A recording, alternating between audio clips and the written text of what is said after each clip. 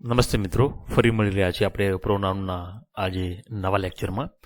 અગાઉ આપણે 3 રૂલ્સ વિશે ચર્ચા આપણે અગાઉ કરેલી છે, તો જે લોકો નવા હોય વિદ્યાર્થીઓ એ લોકો આગળ જોઈ લેશે. તો આપણે રૂલ નંબર 4ની અંદર આપણે જોઈશું કે અહીંયા આ નિયમ શું કહેવા માંગે છે. તો હવે અહીંયા પ્લુરલ પ્રોનાઉનની ચર્ચા છે. આપણે અગાઉના લેક્ચરમાં જે નિયમ નંબર 1, 2 અને 3 જે જોયા એમાં સિંગ્યુલર પ્રોનાઉનની પણ ચર્ચા હતી.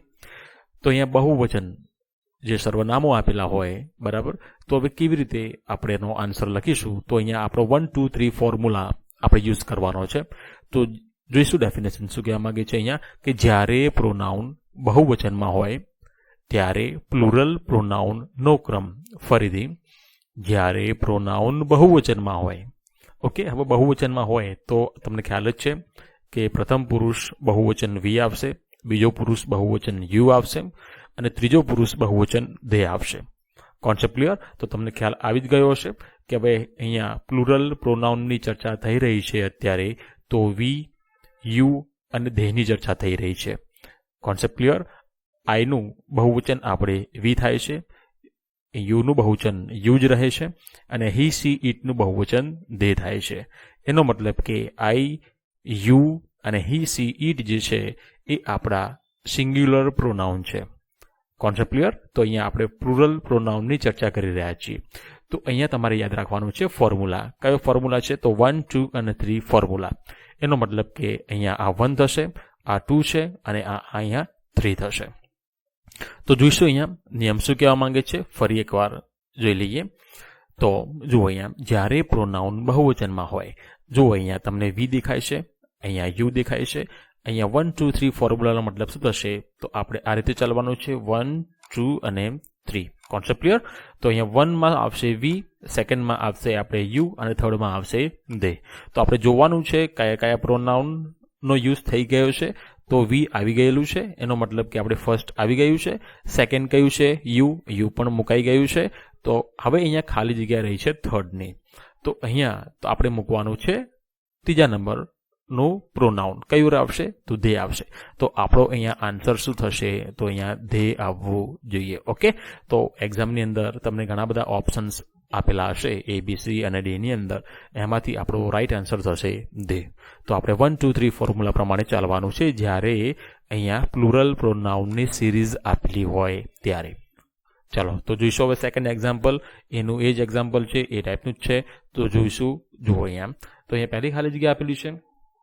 તો અહીંયા સેકન્ડ તમારે જોવાનું છે અને થર્ડ તમારે જોવાનું છે. તો અહીંયા સેકન્ડમાં યુ આપેલું છે, તો યુ કયા નંબર ઉપર છે? તો સેકન્ડ નંબર ઉપર છે. તો 2 આપેલું જ છે. ચલો, એના પછી દે છે, તો દે એનો મતલબ થશે 3 આપેલું છે. તો હવે રહ્યું 1. તો 1 ની અંદર શું આવશે અહીંયા? તો આપણે ખ્યાલ આવી જ જવો જોઈએ, આપણો આન્સર આવશે વી આવશે. Okay, we, you and they are going to Palanpur. Concept clear? તો હવે જેમને નવા હોય વિદ્યાર્થીઓ, તો આગળના રૂલ્સ તમે જોઈ લેશો. ચલો, તો રૂલ નંબર 5 ઉપર આપણે જઈશું. તો અહીંયા શું કહેશો હવે? તો પોઝેસિવ એડજેક્ટિવ નો નોમિનેટિવ કેસ સાથે ઉપયોગ. તો પોઝેસિવ એડજેક્ટિવ ધ્યાન આપો. અહીંયા કયા છે? અવર છે, યોર છે, અવર છે અને ધેર છે. બરાબર, આટલા જ છે. ઘણા બીજા બધા છે, પણ આપણે ફક્ત આટલું જ અહીંયા જોવાનું છે, કેમ કે મોટાભાગે એક્ઝામમાં આમાંથી જ પૂછાય છે એટલા માટે. તો અહીંયા જોઈશું, અહીંયા you, he, I have done. અહીંયા મેં બીજા કેન્સલ કરેલા છે, તો તમને ખ્યાલ આવી જશે. આ રીતનો ક્વેશ્ચન તમને એક્ઝામમાં પૂછશે. બરાબર, એનો મતલબ કે ઓપ્શન એમાં અવર હોય, બીમાં યોર હોય, સીમાં હી હોય અને ડીમાં હર હોય. Concept clear? અત્યારે અહીંયા મેં વધારાનું લખેલું છે એટલા માટે. તો આ રીતના ઓપ્શન જ્યારે આપેલા હોય તો આપણો આન્સર કેવો હોવો જોઈએ? તો જોઈશું અહીંયા પોઝેસિવ એડજેક્ટિવ નો નોમિનેટિવ કેસ. એનો મતલબ કે નોમિનેટિવ કેસ આ રહ્યા, યુ, હી એન્ડ આઈ જો શરૂઆતમાં આપેલું હોય તો આપણો આન્સર કયો રહેશે? અવર. એવી રીતે યુ એન્ડ હી જ આપેલું હોય તો આપણો આન્સર રહેશે યોર. જો વાક્યમાં યુ એન્ડ આઈ આપેલું હોય તો આપણો આન્સર રહેશે અવર. એવી રીતે હી એન્ડ સી આપેલું હોય તો આપણો આન્સર રહેશે ધેર. કેવી રીતે? ચાલો, હું તમને સમજાવું છું અહીંયા. ચાલો, તો અહીંયા નીચે ઓપ્શન આપેલા છે સેકન્ડ એક્ઝામ્પલથી. બરાબર, તો તમને પણ ખ્યાલ રહે. જુઓ, અહીંયા આપણે પહેલું એક્ઝામ્પલ તો આપણે ક્લિયર કર્યું, યુ, હી, આઈ. બસ આટલું યાદ રાખવાનું છે. ચલો, સિરીઝ ક્યાં છે આપણી? ચલો, યુ, હી અને આઈ વાળી સિરીઝ. Concept clear? એવી રીતે યુ, હી અને આઈ તમે યાદ રાખશો તો યુ એન્ડ હી માં ચેન્જ થશે અને યુ એન્ડ આઈ માં સમાન રહેશે. આ બાબત દરેકે ક્લિયર કરવાની છે. એટલા માટે આપણે બધાને અલગ અલગ રીતે તમારે યાદ રાખવાના છે. Okay, you he and I આવે તો એનો આન્સર અલગ છે, યુ એન્ડ હી આવશે તો એનો આન્સર અલગ હશે, યુ એન્ડ આઈ હશે તો એનો આન્સર પણ અલગ હશે. Concept clear? ચલો જોઈશું હવે. તો જુઓ અહીંયા યુ હી એન્ડ આઈ. ચલો યુ હી એન્ડ આઈ તો આપણો આન્સર આવશે અવર. ઓકે, એટલા માટે આપણો આન્સર શું આવશે? અવર આવશે. ચલો સેકન્ડ એક્ઝામ્પલમાં જોઈશું કઈ સિરીઝ ચાલે છે. તો યુ એન્ડ હી વાળી છે. ઓકે, બીજું કંઈ આપેલું નથી. તો યુ એન્ડ હી વાળી સિરીઝ કઈ રહી? સેકન્ડ નંબરમાં. તો આપણો આન્સર શું આવશે? યોર આવશે. Concept clear? તો આપણો આન્સર શું આવશે? અહીંયા યોર આવશે. આપણે આ રીતે યાદ રાખવાનું છે. સ્માર્ટ રૂલ્સ આપણે ફોલો કરવાના છે એટલા માટે. ચાલો તો નેક્સ્ટ ઉપર જઈશું, થર્ડ ક્વેશ્ચન ઉપર. You and I have done ખાલી જગ્યા વર્ક. તો અહીંયા આપણી સિરીઝ કઈ છે? યુ એન્ડ આઈ વાળી. તો યુ એન્ડ આઈ. ચલો યુ એન્ડ આઈ સાથે શું આવશે? અવર આવશે. તો આપણો આન્સર શું આવશે? અહીંયા અવર આવશે. ચલો લાસ્ટ હી એન્ડ સી વાળી સિરીઝ છે. તો છેલ્લે આપેલી છે હી એન્ડ સી વાળી સિરીઝ. તો આન્સર શું આવશે? આપણો અહીંયા ધેર આવશે. ઓકે, તો આ રીતના પણ જ્યારે ક્વેશ્ચન્સ પૂછાય તો આપણો આન્સર આ તમારે આટલું ટેબલ તમારે યાદ કરી લેવાનું છે. ઓકે, આપણા બધા સ્માર્ટ રૂલ્સ જ છે. આ બાબત તમારે યાદ રાખવાની છે. જેમાં આપણો રૂલ શું કહેવા માંગે છે? પોઝિટિવ એડજેક્ટિવની સાથે નોમિનેટિવ કેસનો યુઝની અહીંયા ચર્ચા કરેલી છે. ચલો આગળ વધીશું હવે નંબર 6 ઉપર. જુઓ અહીંયા લેટ, લાઇક, બિટવીન, બટ. એક સેકન્ડ, ફરીથી let, like, between, but, except અથવા પ્રેપોઝિશન્સ પછી ઓબ્જેક્ટિવ કેસનો પ્રયોગ કરવો.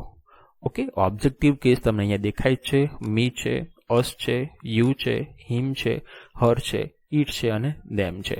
આ તમને આમાંથી કોઈ પણ વસ્તુ ઓપ્શનમાં આપેલી હશે. કોઈ એક જ આપેલી હશે. જો બે આપેલી હોય તો પછી એમાં ઓપ્શન ડી ની અંદર એવું લખેલું હોય એ એન્ડ બી બોથ, અથવા તો બી એન્ડ સી બોથ, અથવા તો A and C both. Concept clear? આ બાબત તમારે યાદ રાખવાની છે. ચાલો જોઈશું હવે અહીંયા પહેલું એક્ઝામ્પલ. તો લેટ. ચલો લેટ આવ્યું. એવી રીતે લાઇક આવે વાક્યની અંદર કોઈ જગ્યાએ. ચલો લેટ આવી ગયું છે. એવી રીતે કોઈ લાઇક આપેલું હોય, એવી રીતે બિટવીન આપેલું હોય, કોઈ બટ આપેલું હોય, એક્સેપ્ટ આપેલું હોય, અથવા તો કોઈ પ્રેપોઝિશન્સ આપેલા હોય. તો એના પછી તરત જ આપણે ઓબ્જેક્ટિવ કેસ મૂકી દેવાનો છે. Concept clear? ચલો લેટ. લેટ પછી શું આવ્યું છે? અહીંયા મી આવ્યું છે. ચલો મી એ ઓબ્જેક્ટિવ કેસમાં છે. જોઈ લો અહીંયા. ઓકે છે તો આપણો આન્સર રાઈટ છે. ચલો નેક્સ્ટ ઉપર જોઈશું. તો there is no problem between C and I. હવે જુઓ અહીંયા બિટવીન પછી શું આવ્યું છે? અહીંયા સી આવ્યું છે, એન્ડ આઈ આવ્યું છે. તમે જુઓ હવે સી શું ઓબ્જેક્ટિવ કેસ છે? નથી. આઈ શું કોઈ ઓબ્જેક્ટિવ કેસ છે? નથી. તો આપણો આ આન્સર કેવો પડશે? આપણો ગલત પડશે. ઓકે, તો આ રોંગ છે. Concept clear? જુઓ હવે નેક્સ્ટ એક્ઝામ્પલ જુઓ. There is no problem between. હવે હર જુઓ. ચલો હર અહીંયા છે, યસ છે, રાઈટ છે. એન્ડ મી, મી પણ છે, રાઈટ છે. ઓકે, એનો મતલબ એ છે કે આપણું આ એક્ઝામ્પલ ખોટું છે અને આપણું એક્ઝામ્પલ આ રાઈટ છે. એવી રીતે ચલો એવરીબડી, બટ. ચલો હવે બટ આવી ગયું. તો બટ આવેલું જ છે અહીંયા. તો બટ પછી આપણે શું મૂકી દીધું છે? હિમ. ચલો હિમ વાક્યમાં છે, યસ છે, તો આપણો આન્સર આ રાઈટ છે. એવી રીતે હી લાફ્ડ એટ. ચલો એટ એ પ્રેપોઝિશન છે. એટ પછી હવે પ્રેપોઝિશન્સ પછી પણ શું આવવું જોઈએ? અહીંયા ઓબ્જેક્ટિવ કેસ આવવો જોઈએ. અહીંયા શું આવેલું છે? આઈ આવેલું છે. આઈ તો નોમિનેટિવ કેસ છે. ઓકે, તો આઈનું મી થવું જોઈએ. ઓકે, એનો મતલબ કે આપણો સેકન્ડ આન્સર જે નીચે લખેલો છે આપણો રાઈટ છે. મી આવવું જોઈએ. એવી રીતે ચલો everyone attended the party except. અહીંયા હી આપેલું છે. તો હી એ કેવો કેસ છે? તો નોમિનેટિવ છે. અહીંયા કેવો આવવો જોઈએ? ઓબ્જેક્ટિવ, એટલે કે ઓબ્જેક્ટ કેસ આવવો જોઈએ. હી ના આવવું જોઈએ. હીનું શું થઈ જવું જોઈએ? હિમ થવું જોઈએ. તો આપણો ઉપરનો ગલત છે, આપણો રાઈટ આન્સર છે. ઓકે, હવે અહીંયા લાઈક છે. લાઈક પછી શું આવવું જોઈએ? આપણું ઓબ્જેક્ટિવ કેસ આવવું જોઈએ. તો હિમ આપેલું જ છે, તો આપણો આ રાઈટ આન્સર છે. તો તમે બધા સમજી ગયા છો બરાબર? થોડું આપણે જોઈ લઈએ સેકન્ડ ઉપર, સ્લાઇડ ઉપર જઈશું આપણે. જો અહીંયા લેટ. લેટ પછી મેં તમને અત્યારે જ વાત કરી આપણે ઓબ્જેક્ટિવ કેસનો યુઝ કરવાનો છે. તો ઓબ્જેક્ટિવ કેસ આવી ગયો છે યુ, એન્ડ મી પણ આવ્યો છે. ચલો હર પણ ઓબ્જેક્ટિવ, મી પણ ઓબ્જેક્ટિવ. હિમ પણ ઓબ્જેક્ટિવ, અસ પણ ઓબ્જેક્ટિવ. એના પછી લેટ પછી આપણે કેવા યુઝ કરવાના છે? બધી જગ્યાએ ઓબ્જેક્ટિવ કેસનો યુઝ કરવાનો છે. એ ચાહે બે આપેલા હોય કે એક જ આપેલો હોય. ઓકે, અહીંયા એક જ છે ઓબ્જેક્ટિવ, અહીંયા પણ એક જ છે, અહીંયા જુઓ બે આપેલા છે. એવી રીતે બિટવીનમાં પણ તમારે જોઈ લેવાનું છે એન્ડ વડે. અહીંયા બે અહીંયા સબ્જેક્ટ મૂકેલા છે, બરાબર. હવે સબ્જેક્ટ તરીકે નાઉન હોય અથવા તો પ્રોનાઉન હોય. મેં આ બધી ચર્ચાઓ અગાઉના લેક્ચરોમાં કરેલી છે. ચલો જોઈશું અહીંયા this is between you and me. તો યુ એ પણ કેવો છે? અહીંયા ઓબ્જેક્ટિવ કેસ જ છે, અને મી પણ કેવો છે? ઓબ્જેક્ટિવ કેસ છે. ચલો હર, તો હર પણ ઓબ્જેક્ટિવ છે અને મી પણ ઓબ્જેક્ટિવ છે. એવી રીતે બિટવીન પછી યુ ઓબ્જેક્ટિવ છે, મી પણ ઓબ્જેક્ટિવ છે, યુ ઓબ્જેક્ટિવ, હિમ પણ ઓબ્જેક્ટિવ. એનો મતલબ આપણે બધી જગ્યાએ ઓબ્જેક્ટિવ કેસ મૂકવાના છે. ઓકે, હવે પ્રેપોઝિશનમાં અહીંયા ફક્ત ઓન આપેલું છે, તો અહીંયા મી આ પણ ઓબ્જેક્ટિવ કેસ છે. તો હવે તમે બધું ડીપમાં સમજી ગયા છો. ઓકે, બે મૂકવાના થાય તો પણ ઓબ્જેક્ટિવ મૂકવાના છે, અને સિંગલ મૂકવાનું થાય તો પણ તમારે ઓબ્જેક્ટિવ કેસ મૂકવાનો છે, બરાબર. ફક્ત તમારે આ નિયમ અત્યારે યાદ કરી લેવાનો છે. કયો છે આપણો? તો let, like, between, but, except અથવા પ્રેપોઝિશન્સ પછી ઓબ્જેક્ટિવ કેસનો પ્રયોગ કરવો. Concept clear? ચલો આગળ વધીશું નિયમ નંબર 7 ઉપર. ચલો, જ્યારે બે નોમિનેટિવની વચ્ચે એઝ અને ધેન દ્વારા તુલના કરવામાં આવી હોય. હવે સમજવાનું છે અહીંયા, આ ડિગ્રીની ચર્ચા છે અહીંયા. ઓકે, ફરીથી જ્યારે બે નોમિનેટિવ્સની વચ્ચે, હવે નોમિનેટિવ્સ તો તમને ખ્યાલ આવી ગયા છે. આઈ છે, વી છે, યુ છે, હી, સી, ઇટ છે અને ધે છે. હવે આના વિશે, આના વચ્ચે જ્યારે કમ્પેરિઝન કરવામાં આવેલી હોય ત્યારે શું કહે છે? ત્યારે બંને જગ્યાએ નોમિનેટિવ કેસના પ્રોનાઉનનો પ્રયોગ કરવો. Concept clear? હવે ઓબ્જેક્ટિવ કેસ પણ મૂકવામાં આવે છે, પણ ક્યારે મૂકવામાં આવે છે હું તમને પાછળથી સમજાવું છું. ચાલો તો જોઈશું અહીંયા બંને જગ્યાએ આપણે શું કરવાનું છે? અહીંયા નોમિનેટિવ કેસ મૂકવાના છે. ક્યારે મૂકવાના છે? એઝ અને ધેન ની સાથે જ્યારે બે નોમિનેટિવ કેસની સરખામણી કરવામાં આવે ત્યારે. જો અહીંયા he is as fast as અહીંયા આપ્યું છે મી. તો આ તો ઓબ્જેક્ટિવ કેસ છે, અત્યારે જ આપણે ચર્ચા કરી. અહીંયા જુઓ, હી એઝ ની વચ્ચે કોઈ બીજા પ્રોનાઉન આપેલા છે? જો આપેલું હોય તો શું કરવાનું, અને ન આપેલું હોય તો તમારે કેવી રીતે યાદ રાખવાનું છે? જો આપેલા હોય તો અહીંયા જો ઓબ્જેક્ટિવ કેસ આપેલો હોય, હી, નો, મી એવું આપેલું હોય, હી, નો, અસ આપેલું હોય, હી, નો, યુ આપેલું હોય. ઓકે, હી નોઝ આવશે, હી નોઝ યુ આપેલું હોય, હી નોઝ હિમ આપેલું હોય. એનો મતલબ એ થયો કે એઝની આગળ જો કોઈ ઓબ્જેક્ટિવ કેસ આપી દીધેલો હોય તો પાછળ તમારે ઓબ્જેક્ટિવ કેસ લખવાનો રહેશે. જો એઝની આગળ તમને કોઈ પણ જગ્યાએ અહીંયા કોઈ ઓબ્જેક્ટિવ કેસ ન દેખાય, ફક્ત ને ફક્ત આગળના વાક્યમાં નોમિનેટિવ કેસ જ દેખાય, તો તમારો આન્સર પણ નોમિનેટિવ કેસ જ હશે. Concept clear? તો જો અહીંયા એઝની આગળ ફક્ત ને ફક્ત હી જ આપેલો છે, એટલા માટે પાછળ પણ તમારે નોમિનેટિવ કેસ જ મૂકવાનો રહેશે. હવે નોમિનેટિવ કેસમાં આઈ આવે, વી આવે, યુ આવે, હી, સી, ઇટ આવે અને ધે આવે. અહીંયા શું આપેલું છે? મી આપેલું છે. તો મી કેવો છે? ઓબ્જેક્ટિવ કેસ છે, તો આપણું આ વિધાન ખોટું છે. એવી રીતે હી ઇઝ એઝ, અહીંયા પણ જુઓ એઝની આગળ ફક્ત ને ફક્ત હી જ આપેલું છે.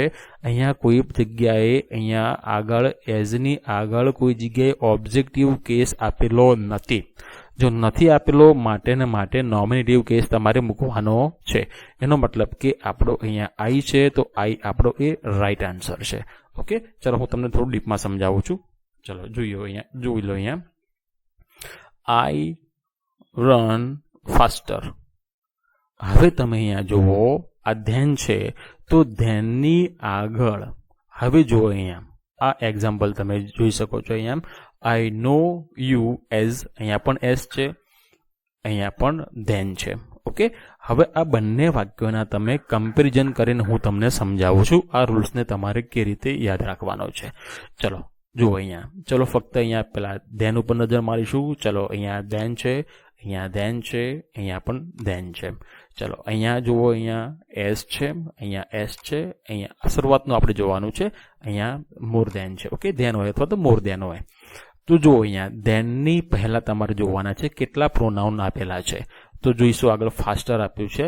ઓકે, ચલો રન છે, ચલો આઈ છે, તો આપણું પ્રોનાઉન આઈ આપેલું છે. ચલો અહીંયા જોઈશું આપણે ધેનની આગળ ફાસ્ટર છે, રન છે, આઈ છે, તો આઈ એ પ્રોનાઉન છે. પ્રોનાઉન શોધવાના છે આપણે. ચલો ધેન છે તો બેટર છે, આર છે અને યુ છે, તો યુ આપણું પ્રોનાઉન છે. હવે જુઓ અહીંયા એક જ પ્રોનાઉન આપેલું છે અને એ પણ નોમિનેટિવ કેસનું આપેલું છે. જો એક જ પ્રોનાઉન આપેલું હોય અને એ પણ નોમિનેટિવ કેસનું હોય તો તમારો જવાબ પાછળ નોમિનેટિવ કેસ હોવો જોઈએ. Concept clear? તો અહીંયા હિમ છે, એ હિમ એ ઓબ્જેક્ટિવ કેસ છે, એટલા માટે આપણો આન્સર આ નહીં આવે. ચલો હી છે તો હી એ નોમિનેટિવ કેસ છે, એટલા માટે આપણો આન્સર આ રાઈટ છે. ધેન છે તો ધેન, પછી અહીંયા આઈ છે તો આઈ એ નોમિનેટિવ કેસ છે, એટલા માટે આપણો આન્સર આ રાઈટ છે. હવે એક્ઝામની અંદર તમને એવું પૂછે આઈ, મી, માય અને માઇન. ઓકે, આવું તમને પૂછેલું હોય અને ચારમાંથી તમને આ છેલ્લા એક્ઝામ્પલ નંબર 5ની અંદર કંઈક મૂકવાનું કીધેલું હોય, 4 ઓપ્શન તમને આપેલા હોય, તો તમને હવે ખ્યાલ આવી જવો જોઈએ કે અહીંયા ધેન છે, ધેનની આગળ ફક્ત યુ આપેલું છે અને યુ એ નોમિનેટિવ કેસ છે અને નોમિનેટિવ કેસ છે, એટલા માટે અહીંયા પણ તમારે નોમિનેટિવ કેસ જ મૂકવાનું છે. તો તમારે જોઈ લેવાનું છે નોમિનેટિવ કેસ આમાંથી 4માંથી કયો છે, તો આઈ છે, એટલા માટે આપણો આન્સર શું આવશે? આઈ આવશે. ઓકે, જો હવે સેકન્ડમાં જ્યારે બે ઓબ્જેક્ટ્સ વચ્ચેની તુલના એઝ અને ધેન દ્વારા થાય ત્યારે ઓબ્જેક્ટિવ કેસનો પ્રયોગ કરવો. હવે જો અહીંયા એસ છે, એઝની આગળ જુઓ શું આપ્યું છે? યુ. અહીંયા જો આગળ આઈ આપ્યું છે. બે પ્રોનાઉન થઈ ગયા, એટલા માટે હું તમને કહી રહ્યો હતો ઉપર એક જ પ્રોનાઉન છે અને એ પણ નોમિનેટિવ હતા. અહીંયા જુઓ એસ છે, એસની આગળ યુ છે અને યુની આગળ આઈ છે. અહીંયા જુઓ મોર ધેનની આગળ યુ છે અને યુની આગળ હી છે. એનો મતલબ આઈ છે એ નોમિનેટિવ છે, પણ આ યુ છે, આ યુ એ કેવું છે? તો ઓબ્જેક્ટિવ કેસ છે. અહીંયા આ બાબત યાદ રાખવાની છે. ઓકે, કેમ કે યુ એ નોમિનેટિવમાં પણ આવે અને ઓબ્જેક્ટિવમાં પણ આવે. ઓકે, તો એનો મતલબ આ જે છે આપણું અહીંયા ઓબ્જેક્ટિવ કેસ છે. આ યુ કયો છે? આપણો ઓબ્જેક્ટિવ કેસ છે. એ બાબત તમારે ક્લિયર રાખવાની છે. જ્યારે બે પ્રોનાઉન આપેલા હોય તો બીજાને તમારે, જો યુ હોય તો યુમાં જ કન્ફ્યુઝન તમને થશે, બરાબર, બાકી બીજામાં નહીં થાય. આઈ, નો, અહીંયા તમને કોઈ બીજું આપેલું હોય, મી આપેલું હોય તો તમને કન્ફ્યુઝન નહીં થાય, કેમ કે મી તો તમને ખ્યાલ આવી જ જવું જોઈએ કે ઓબ્જેક્ટિવ કેસ છે. ઓકે, યુમાં કન્ફ્યુઝન થશે. શા માટે થશે? કેમ કે યુ એ નોમિનેટિવમાં પણ સેમ છે અને ઓબ્જેક્ટિવમાં પણ સેમ છે, એટલા માટે. અહીંયા તમને આપેલું આઈ, નો, મી આપેલું હોય, આઈ, નો, અસ આપેલું હોય, આઈ, નો, યુ આપેલું હોય, આઈ, નો, હિમ આપેલું હોય, આઈ, નો, હર આપેલું હોય, આઈ, નો, ઈટ આપેલું હોય, ઈટમાં પણ કન્ફ્યુઝન થશે, આઈ, નો, ધેમ આપેલું હોય. ઓકે, તો આ બાબત યાદ રાખવાની છે. પણ તમારે બે આપેલા હોય તો તમારે સીધા ઓબ્જેક્ટિવ કેસ સમજીને ચાલવાનું છે.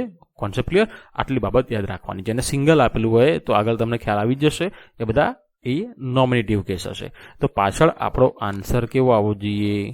તો આપણો ઓબ્જેક્ટિવ કેસ આવવો જોઈએ. Concept clear? અહીંયા પણ તમને ઓપ્શન એવા આપેલા હોય, હી આપેલું હોય, હીમાં આપેલું હોય અને હીઝ આપેલું હોય, તો તમને ખ્યાલ હોવો જોઈએ કે આપણે અહીંયા કમ્પેરિઝન ઓબ્જેક્ટ સાથે થયેલી છે. Okay, I know you as much as him. Okay, તો આ બંનેની કમ્પેરિઝન અહીંયા કરેલું છે. જ્યારે અહીંયા કેવું હતું? તો અહીંયા આઈની સાથે હીનું કમ્પેરિઝન અહીંયા કરેલું હતું. Concept clear? તો અહીંયા બાબત તમારે યાદ રાખવાની છે. ચલો આગળ વધીશું. હવે